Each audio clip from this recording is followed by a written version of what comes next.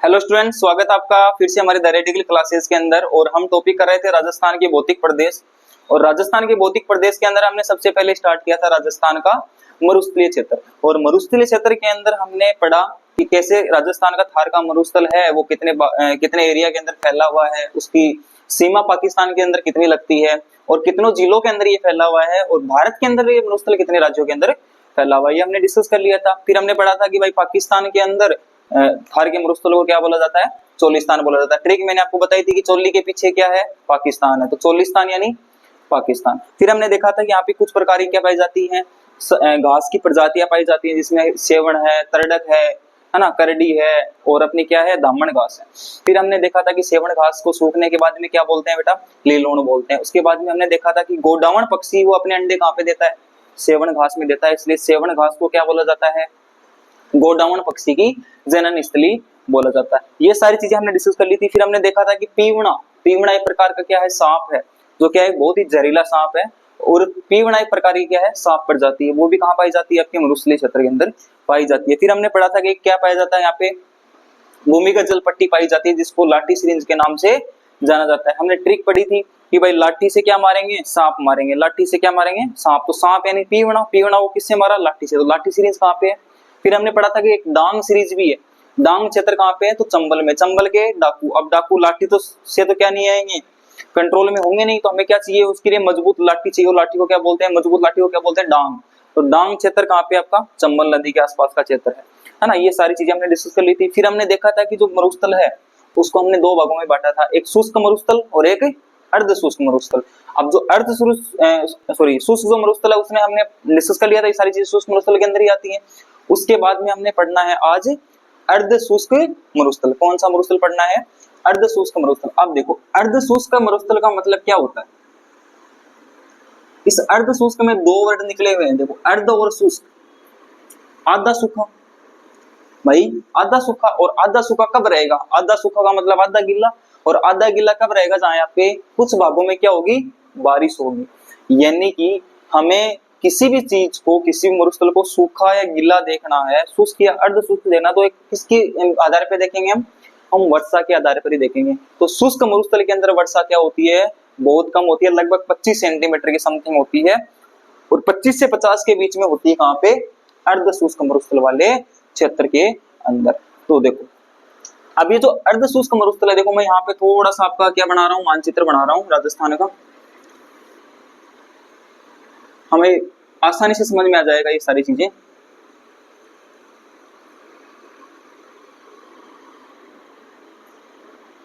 देखो अब जो ये अर्ध शुष्क मरुस्थल है, ये इधर वाला तो क्या हो गया, शुष्क मरुस्थल, ऐसे हमने लिया था। ये आपकी क्या आ गई, अरावली, ये क्या आ गई, अरावली। अब ये जो क्षेत्र है ना, ये है आपका अर्ध शुष्क मरुस्थल, अर्ध शुष्क मरुस्थल। अब आप बोलेंगे सर इसमें अर्ध शुष्क मरुस्थल के अंदर कौन कौन से जिले आ जाएंगे अपने, तो देखो गंगानगर आ जाएगा, हनुमानगढ़ आ जाएगा, चूरू आ जाएगा, सीकर आ जाएगा, झुंझुनू आ जाएगा, ठीक है। उसके बाद में थोड़ा नागौर आ जाएगा, थोड़ा जोधपुर आ जाएगा, ठीक है। इसी प्रकार नीचे आपका क्या जाएगा, बाड़मेर, बालोतरा, जालोर वाला एरिया आ जाएगा, ठीक है। तो हमने यहाँ से स्टार्ट किया, श्रीगंगानगर, हनुमानगढ़, चूरू, झुंझुनू, सीकर, ठीक है। उसके बाद में थोड़ा ये क्षेत्र किसका आ जाएगा, नागौर का आ जाएगा। उसके बाद में क्या आ जाएगा आपका, बाड़मेर, बालोतरा, जोधपुर वाला एरिया आ जाएगा। यहाँ पे क्या आ जाएगा, थोड़ा जालोर और बाड़मेर आ जाएंगे। समझ में आया कुछ, तो ये जो एरिया ये सारा किसका है, अर्ध शुष्क मरुस्थल का है। अब एक चीज आप यहाँ पे ध्यान रखेंगे, तो अर्ध शुष्क वाले जो जिले हैं ना, अर्ध शुष्क वाले जिले ये क्या है, अरावली से ऊपर वाले जिले, अरावली से ऊपर वाले जिले ही राजस्थान के सबसे बड़े जिले हैं, है ना। एक ट्रिक आपको बता दूं मैं, इस अरावली के जस्ट ऊपर वाले जो जिले हैं ना, उन्हीं में से क्या है, सारे बड़े जिले हैं, जैसे जैसलमेर है अपना, बीकानेर है, ठीक है। तो ये सारे क्या है, जोधपुर है, बाड़मेर है, ये सारे क्या है, ऊपर की साइड है, किसके, अरावली। तो अरावली के ऊपर वाले जो जिले हैं ना, वही क्या है, बड़े जिले हैं, और अरावली से जस्ट नीचे वाले जिले क्या है, सारे छोटे जिले। जैसे अभी तो दूदू है, उसको तो हटा दिया, वरना सबसे छोटा जिला कौन था, दूदू। तो इसी प्रकार हमने क्या पढ़ा कि मरुस्थल को दो भागों में बांट दिया, शुष्क और अर्ध शुष्क मरुस्थल। अब देखो जब मैंने आपको शुष्क मरुस्थल पढ़ाया था तब आपको एक चीज बताई थी कि जो भूमिगत जल पट्टी है वो कौन सी नदी की अवशेष है, घग्गर नदी की। तो भाई घग्गर नदी ऐसी तो है नहीं कि सीधी शुष्क मरुस्थल में ही निकलेगी, वो कहां से निकलते हुए आएगी, ऐसे हुए निकलते आएगी।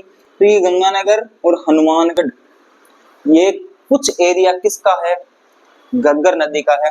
तो अर्ध शुष्क मरुस्थल को भी 4 भागों में बांटा गया। सबसे पहला तो कौन सा हो जाएगा, घग्गर का मैदान। कौन सा मैदान हो जाएगा, घग्गर का मैदान।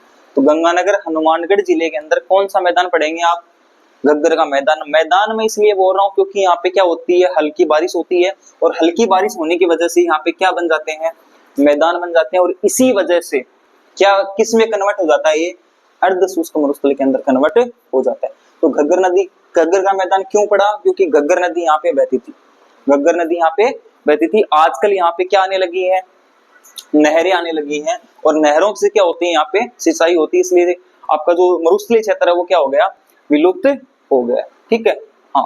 अब देखो बात वही है, मैंने आपको कल भी बताई थी भाई, है तो मरुस्थलीय क्षेत्र। अब देखोगे पंजाब हरियाणा वाला क्षेत्र है वो है तो मरुस्थली, लेकिन अब नहरें आने से वहां पे क्या हो गई, सिंचाई होने लगी, लेकिन मरुस्थली है। अरे गंडक ने पेंट कर दो शेर को तो वो शेर थोड़ी बन जाओ, रघु तो गंडक की तो भाई बात है, ये क्षेत्र रहेगा तो मरुस्थलीय क्षेत्र ही। लेकिन ये क्या है, यहाँ पे बारिश वगैरह होने की वजह से ये किस में कन्वर्ट हो गया, अर्ध शुष्क मरुस्थल में कन्वर्ट हो गया। समझ में आई बात। तो सबसे पहले हमने डिवाइड कर दिया इसको किसमें, घग्गर का मैदान। उसके बाद में जो झुंझुनू चूरू और सीकर वाला एरिया है और कुछ भाग किसका, नागौर का उत्तरी भाग, इसको हम क्या बोलते हैं बेटा, शेखावाटी प्रदेश। इसको क्या बोल देंगे आप, और शेखावाटी का ही दूसरा नाम है तोरावाटी। तो दूसरा क्या हो जाएगा आपका, तोरावाटी प्रदेश। पहला हमने ये बांट दिया, दूसरा हमने ये बांट। फिर आपका आ जाता है मध्य नागौर और दक्षिणी नागौर। मध्य नागौर और दक्षिणी नागौर तो हम बोल देंगे नागौर उच्च भूमि, नागौरी उच्च भूमि। फिर आपको पता है देखो ये आपकी नागौरी उच्च भूमि होगी। अब उच्च भूमि क्यों बोलते हैं, क्योंकि थोड़ी ऊपर उठी हुई भूमि है, थोड़ी ऊपर उठी हुई भूमि है। और यहीं से एक नदी निकलती है, लूणी नदी। कौन सी नदी, लूणी नदी, जिसको खारी मीठी नदी के नाम से भी जाना जाता है। जो कहां से आती है, अपनी नागौर बाड़मेर बालोतरा होते हुए बहती है। तो चौथा अपना नागौर बाड़मेर बालोतरा वाला क्षेत्र क्या हो जाएगा, लूणी बेसिन। क्या हो जाएगा, तो हमने क्या किया, 1 नंबर ये बांट दिया, 2 नंबर ये बांट दिया, 3 नंबर ये बांट दिया और 4 नंबर। सबसे पहला हमने घग्गर की नदी थी, घग्गर नदी तो घग्गर का मैदान। दूसरा हमने शेखावाटी क्षेत्र पढ़ा तो शेखावाटी राव शेखा द्वारा बसाया था। उसके बाद में तीसरा हमने नागौर वाला क्षेत्र पढ़ा। नागौर की भूमि क्या है, थोड़ी उठी हुई भूमि, इसलिए नागौर उच्च भूमि। और चौथा क्या अपना, लूणी बेसिन, क्योंकि यहाँ पे कौन सी नदी बहती है, लूणी। अब लूणी का मैदान भी बोल सकते हो। बेसिन का मतलब ही होता है बहाव क्षेत्र, बेसिन का मतलब क्या होता है, बहाव क्षेत्र। तो लूणी नदी का बहाव क्षेत्र क्या हो गया, लूणी बेसिन। क्लियर। अर्ध शुष्क मरुस्थल को हमने 4 भागों में बांटा, घग्गर का मैदान, शेखावाटी प्रदेश या तोरावाटी प्रदेश, तीसरा नागौरी उच्च भूमि, चौथी लूणी बेसिन। अब देखो वैसे इंपॉर्टेंट तो चारों ही है, लेकिन इनमें से कुछ एक दो क्वेश्चन आते हैं जो बहुत बार एग्जाम में पूछे जाते हैं, यहाँ तक कि आरएस लेवल तक की एग्जाम में भी आए हुए हैं। हम उन्हीं पे फोकस करते हुए चलेंगे, बाकी मटेरियल खूब है इनमें।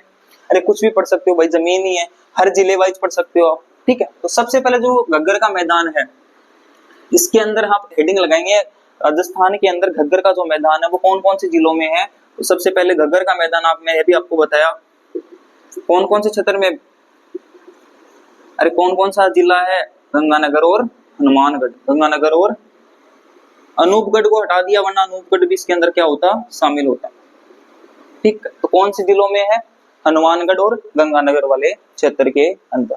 अब देखो गंगानगर और हनुमानगढ़ के अंदर एक सभ्यता हमने पढ़ी थी, कौन सी सभ्यता, कालीबंगा सभ्यता। और कालीबंगा सभ्यता के अंदर किसके अवशेष मिले, नालियों के। किसके, नालियों के। तो इसका जो क्षेत्र है इसको बोलते हैं नाली या पाट। इसका उपनाम क्या हो गया, नाली या पाट। ये इंपॉर्टेंट आप लगा लेंगे कि नाली या पाट क्षेत्र कहाँ का है, अब बता देंगे घग्गर के मैदान के क्षेत्र को क्या बोलते हैं, नाली या पाट। जैसे शेखावाटी को क्या बोलते हैं, तोरावाटी बोलते हैं, है ना। माही वाले नदी वाले क्षेत्र को क्या बोलते हैं, प्रतापगढ़ वाले एरिया को क्या बोलते हैं, काठल प्रदेश। वैसे ही इसको क्या बोलोगे, नाली या पाट क्षेत्र। ठीक है, जल्दी लिखो, जल्दी नोट करो इसको, फिर आगे देखते हैं। ठीक, एक वर्ड और आता है आपका बग्गी। क्या वर्ड आता है, बग्गी।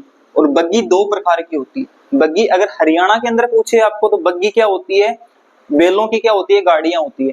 और अगर आपको राजस्थान के अंदर घग्गर के मैदान के अंदर पूछे तो ये क्या होती है, उपजाऊ जमीन होती है, जो काली मृदा इसमें पाई जाती है। उपजाऊ मिट्टी या भूमि, इसको क्या बोलते हैं, बग्गी बोलते हैं। ठीक है, फटाफट ये इतना ही इंपॉर्टेंट है घग्गर के मैदान के अंदर कि गंगानगर हनुमानगढ़ का क्षेत्र होता है, नाली या पाट क्षेत्र बोलते हैं इसको। बग्गी क्या है, उपजाऊ भूमि है। फटाफट नोट करेंगे, फिर आगे वाला क्षेत्र देखते हैं हम, शेखावाटी वाला। तो हमने पहला नोटिस कर लिया, पूरा गंगानगर हनुमानगढ़ दोनों एरिया कवर कर लिया। उसके बाद में हम देखते हैं शेखावाटी क्षेत्र। देखो दूसरा क्या है आपका, शेखावाटी क्षेत्र। शेखावाटी के अंदर कौन कौन से जिले आएंगे, देखो शेखावाटी के अंदर आपके जिले आएंगे चूरू, चूरू के बाद में सीकर, सीकर के बाद में झुंझुनू और कुछ भाग उत्तरी नागौर, ये जिले आते हैं इसमें, उत्तरी नागौर इसमें आते हैं। ठीक है, अब देखो इसके अंदर कौन सी नदी बहती है, तो इसके अंदर नदी बहती है जिसका नाम आपका कातड़ी। कौन सी नदी है, बहती थी, अभी क्या हो गई है, विलुप्त हो गई है। कहां से शुरू होती थी, एक खंडेला की पहाड़ियों से, खंडेला की पहाड़ियों से इसका उद्गम होता था। ठीक है, और ये खंडेला की पहाड़ियां कहाँ है, सीकर वाले क्षेत्र में है। ठीक है, सीकर से होते हुए कहां पे आती थी, ये झुंझुनू, और झुंझुनू से चूरू की सीमा पे, झुंझुनू और चूरू सीमा के ऊपर, चूरू के अंदर नहीं जाती थी, ये सीमा के ऊपर खत्म होती थी। क्यों बता रहा हूं मैं ये बात, क्योंकि आपका चूरू जिला ऐसा जिला है जिसके अंदर किसी भी प्रकार की नदी नहीं है ना। राजस्थान के अंदर एक जिला है चूरू जिसके अंदर कोई नदी नहीं है। तो आप ये याद रखेंगे, कातली नदी का प्रवाह क्षेत्र है शेखावाटी क्षेत्र, है ना। इसके मैदान पाए जाते हैं, इसके किनारे एक सभ्यता फैली है, सुनारी सभ्यता, गणेश्वर सभ्यता, सुनारी गणेश्वर सभ्यता, ये सारी कहाँ पे है, कातली नदी के किनारे है। और ये वही सुनारी और गणेश्वर सभ्यता है जहाँ पे क्या मिले हैं, लोहे को पिघलाने की भट्टियों का क्या मिला है, अवशेष मिला है। यहाँ पे सोने को गलाने की भट्टियों का क्या मिला है, अवशेष मिला है। ठीक है, तो कातली नदी के प्रवाह क्षेत्र को क्या बोलते हैं, शेखावाटी या तोरावाटी क्षेत्र बोलते हैं। अब देखो आपका एक जगह है, देखो यहाँ पे क्या है, भूमिगत जल संचय का प्राकृतिक स्थान क्या कहलाता है, कई बार पूछा गया है। इसको बोलते हैं जोहड़, क्या बोलते हैं, जो कच्चे जो क्या है प्राकृतिक जल संचय के स्थान है उनको क्या बोलते हैं, जोहड़ बोलते हैं। ठीक है, एक आपका बीड़, क्या है, बीड़ क्षेत्र, तो ये क्या होता है, भूमि चरवाह के लिए, भूमि चरवाह क्षेत्र होता है जहाँ पे क्या चराए जाते हैं, आपके मवेशियों को चराया जाता है, उसको क्या बोलते हैं, बीड़ बोलते हैं। एक है बीहड़, थोड़ा सा इधर लिख देता हूं मैं, बीहड़, बीहड़ आपका चंबल क्षेत्र है। कौन सा क्षेत्र है, चंबल का क्षेत्र है। तो ये आप याद रखेंगे कि चंबल नदी द्वारा बनाया गया काट क्षेत्र, जो गहरे गहरे दर्रे हैं वो क्या कहलाते हैं, बीहड़ कहलाते हैं। और बीड़ क्या है, जो शेखावाटी क्षेत्र में पाए जाने वाले चरवाहा क्षेत्र है वो क्या कहलाते हैं, आपके बीड़ कहलाते हैं। आंतरिक प्रवाह क्षेत्र की नदी है, ये मैंने अभी बताया था। आंतरिक प्रवाह क्षेत्र की क्यों है, क्योंकि आजकल क्या हो गई है, विलुप्त हो गई, अंदर ही अंदर बह रही है ना। ठीक है, तो आंतरिक प्रवाह क्षेत्र की नदी है, इसलिए आंतरिक प्रवाह क्षेत्र इसको बोला जाता है। ठीक है, अब देखो दो वर्ड और आते हैं, एक आता है आपका बांगड़, एक आता है बांगर। एक तो आता है आपका वागड़ और एक आता है बांगड़ या बागर। कैसे याद रखेंगे इनको, देखो बांगड़ क्षेत्र है आपका शेखावाटी क्षेत्र, बांगड़ क्षेत्र कौन सा है, शेखावाटी क्षेत्र है। इसी कातली नदी के अनुपजाऊ क्षेत्र को क्या बोलते हैं, बांगड़, क्या बोलते हैं। अब याद कैसे रखेंगे, देखो शेखावाटी कहाँ पे है, ऊपर, शेखावाटी कहाँ पे है, इस बिंदी से लटका दो इसको, तो लटकाएंगे कहाँ पे, ऊपर। तो बिंदी जहां पे ऊपर है वो कौन सा क्षेत्र, शेखावाटी क्षेत्र। तो बांगड़ में बिंदी ऊपर है ना, तो ये कहाँ है, ऊपर वाला क्षेत्र। और ये बिंदी अगर मैं यहाँ नीचे लगा दूं तो बांगड़ क्षेत्र ये आ गया, बांगड़ क्षेत्र कोटा बूंदी ये वाला क्षेत्र आ जाएगा। समझ में आया मेरी बात। तो अगर बिंदी नीचे है, बिंदी का खेल है सब, अरे बिंदी वाले के लिए तो पढ़ रहे हो आप भाई, बिंदी वाली आ जाए तो बांगड़, अगर बिंदी नीचे आ गई तो एक क्षेत्र कौन सा हो जाएगा, नीचे वाला क्षेत्र। बिंदी ऊपर है तो कौन सा क्षेत्र हो जाएगा, ऊपर वाला क्षेत्र। तो जो कातली नदी का जो अनुपजाऊ क्षेत्र होता है उसको क्या बोलते हैं, बांगड़। तो शेखावाटी के 3 नाम हो गए, शेखावाटी, तोरावाटी और बांगड़ प्रदेश। समझ में आई मेरी बात। अब ये जोड़ होता है ना, जोड़, इस जोड़ की गहरी जो तली होती है, जोड़ खोद लिया और जोड़ का नीचे नीचे का जो गहरी जो बिंदु होती है उसको बोलते हैं चोबी। क्या बोलते हैं, चोबी। तो कई बार पूछा गया कि शेखावाटी क्षेत्र में चोबी से क्या मतलब है, तो चोबी क्या होता है, देते हो थे भी चोबी कोई ना, है ना, तो वही चोबी है। चोबी क्या होता है, जोहड़ का जो गहरेतम जो नीचे नीचे का क्या होता है क्षेत्र होता है उसको क्या बोलते हैं, गहरी जो तली होती है जोड़ की उसको क्या बोलते हैं, चोबी बोलते हैं। फटाफट इसको नोट करेंगे, उसके बाद में आगे वाला हम देखते हैं। देखो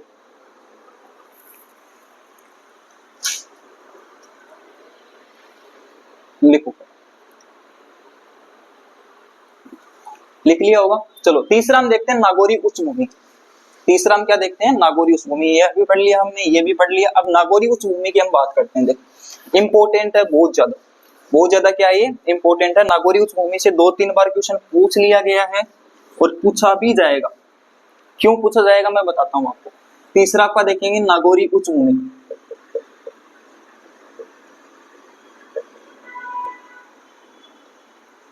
कौन से जिले के अंदर है, कुचामन, डीडवाना और नागौर, 2 जिलों के अंदर फैली हुई है। अब देखो यहाँ पे एक चीज, एक रोग पाया जाता है जिसको नाम बोलते हैं फ्लोरोसिस। बहुत बार पूछा गया क्वेश्चन, फ्लोरोसिस नामक रोग, ठीक है। फ्लोरोसिस नामक रोग की वजह से यहाँ के जो लोग होते हैं ना, ये लोग किस रोग से ग्रसित होते हैं, कुबड़ रोग से। कौन से रोग से, यानी छोटी छोटी उम्र के अंदर क्या हो जाने लग जाते हैं, उनकी हड्डियां गलने लग जाती हैं। फ्लोरोसिस क्या होता है, फ्लोराइड की मात्रा बढ़ने की वजह से उनकी हड्डियां क्या हो जाती हैं, कमजोर हो जाती हैं। और इसी वजह से यहाँ पे एक क्षेत्र पाया जाता है जिसको बोलते हैं कुबड़ पट्टी। क्या बोलते हैं, कुबड़ पट्टी। तो ये इंपॉर्टेंट है, कुबड़ पट्टी इंपॉर्टेंट है कि कुबड़ पट्टी कहाँ पाई जाती है, नागौरी उच्च भूमि के अंदर। फिर देखो यहाँ की जो चट्टाने हैं वो चट्टाने हैं माइकासिस्ट प्रकार की। कौन सी चट्टाने हैं, और माइकासिस्ट प्रकार की चट्टाने होने की वजह से इनके अंदर NaCl की मात्रा बहुत ज्यादा होती है। और NaCl की मात्रा ज्यादा होने की वजह से यहाँ पे कैसी झीलें पाई जाती हैं, खारे पानी की झीलें पाई जाती हैं। तो ये भी इंपॉर्टेंट है कि कौन से केमिकल की वजह से यहाँ की नदियां, यहाँ की जो झीलें हैं वो कैसी होती हैं, खारे पानी की होती है। तो आप बता देंगे माइकासिस्ट प्रकार की होती हैं। अब देखो कुबड़ पट्टी का ही दूसरा नाम है बाका पट्टी, तो ये भी पूछ लेता है कई बार, ठीक है। तो ये आप याद रख लेंगे, ठीक है। तो नागौर के अंदर कुचामन, डीडवाना जो आजकल नए जिले बन गए हैं, ठीक है, और नागौर के अंदर फैला हुआ है। फिर देखो फ्लोरोसिस नामक रोग पाया जाता है जिसकी वजह से कौन सा रोग होता है, यहाँ पे कुबड़ रोग होता है। और कुबड़ पट्टी, कुबड़ क्षेत्र या बाका पट्टी क्षेत्र को इसी रोग की वजह से बोलते हैं। माइकासिस प्रकार की चट्टाने यहाँ पे पाई जाती हैं क्योंकि इसमें क्या होता है, NaCl बहुत ज्यादा होता है, इसलिए यहाँ पे क्या होती है, खारे पानी की झीलें ज्यादा पाई जाती है। जैसे आपने पढ़ लिया होगा सांबर झील है ना, कुचामन झील है, पंचभद्रा झील है। तो ये सारी चीजें झीलें कहाँ पे हैं, इसी में। अब देखो एक चीज और देखते हैं कि यहाँ पे एक प्रकार का पक्षी पाया जाता है हरियल पक्षी या हरा कबूतर,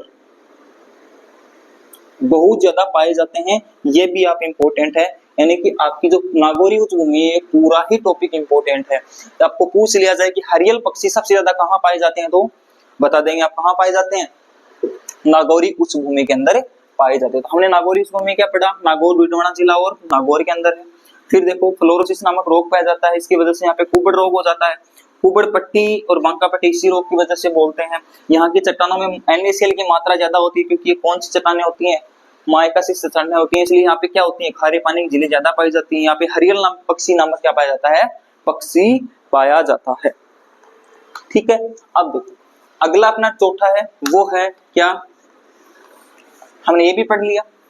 उसके बाद में चौथा अपना है लूनी बेसिन। कौन सा है? लूनी बेसिन।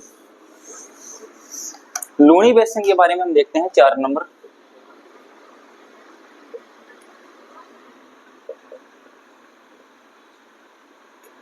लूनी बेसिन क्षेत्र है वो लूनी नदी का क्या है? प्रवाह क्षेत्र। लूनी नदी का प्रवाह है क्षेत्र है। कौन सी नदी का प्रवाह क्षेत्र है? लूनी नदी का प्रवाह क्षेत्र है। अब देखो लूनी नदी कहां से निकलती है? अजमेर से। कहां से निकलती है? अजमेर से। तो जिले कौन कौन से हो जाएंगे इसमें? अजमेर, ब्यावर, नागौर, ठीक है, बाड़मेर और बालोतरा। बालोतरा के बाद में ये नदी कैसी हो जाती है? मीठी हो जाती है। कुछ भाग इसमें किसका आता है? जोधपुर का भी आता है और किसका आता है? जालोर का। तो ये सारे जिले आप याद रखेंगे, 1 2 3 4 5 6 7, 7 जिलों में से लूनी नदी निकलती है। इसी के प्रवाह क्षेत्र को क्या बोलते हैं? लूनी बेसिन बोलते हैं। ठीक है, अब देखो ये जो क्षेत्र है यहां से नदी निकलेगी और ये ऐसे हुए आती आएगी। तो यहाँ पे एक जगह है बाड़मेर और जालोर। तो बाड़मेर और जालोर का क्षेत्र क्या कहलाता है?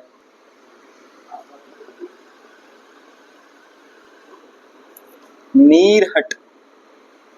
इंपोर्टेंट है भाई, नीरहट क्षेत्र या नेहड़ क्षेत्र। नेहड़ क्षेत्र कहां पे है? अब बता देंगे। लूनी बेसिन के अंदर बाड़मेर और जालोर वाले क्षेत्र को क्या बोलते हैं? कि मध्य को क्षेत्र को क्या बोलते हैं? नीरहट बोलते हैं। फिर देखो यहाँ पे क्या है? 56 की पहाड़ियां।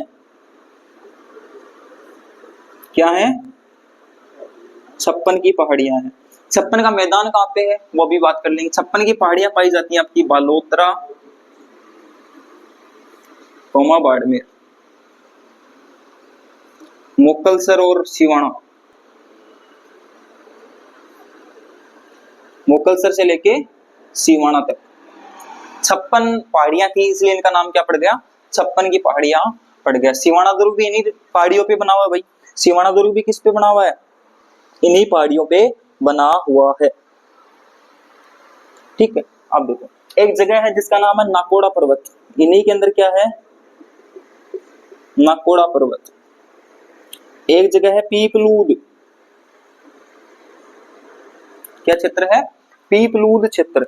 देखो दोनों में क्या इंपॉर्टेंस है?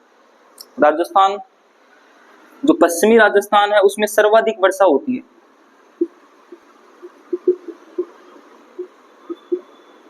कहां पे? पीपलूद में। और नाकोड़ा पर्वत क्या है? जैन धर्म के लिए प्रसिद्ध है। जैन धर्म के लिए क्या है? पार्श्वनाथ हुए थे और पार्श्वनाथ मंदिर के लिए क्या है? ये फेमस है नाकोड़ा पर्वत।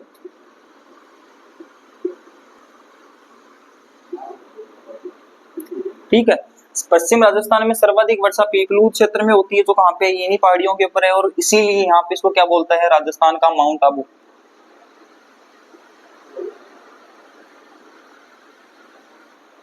क्या बोलते हैं? माउंट आबू। सॉरी, राजस्थान है रेगिस्तान का। इसको क्या बोलते हैं? रेगिस्तान का माउंट आबू बोलते हैं। किसको? पीपलूद को। नाकोड़ा पर्वत क्या है? पार्श्वनाथ मंदिर के लिए प्रसिद्ध है। और आपको बोलूं मैं, देखो 56 की पहाड़ियां कहाँ पे हैं? बाड़मेर बालोतरा के अंदर। और 56 का मैदान कहाँ पे है? नोट लगा के लिख लेना। 56 का मैदान कहाँ पे है? डूंगरपुर बांसवाड़ा।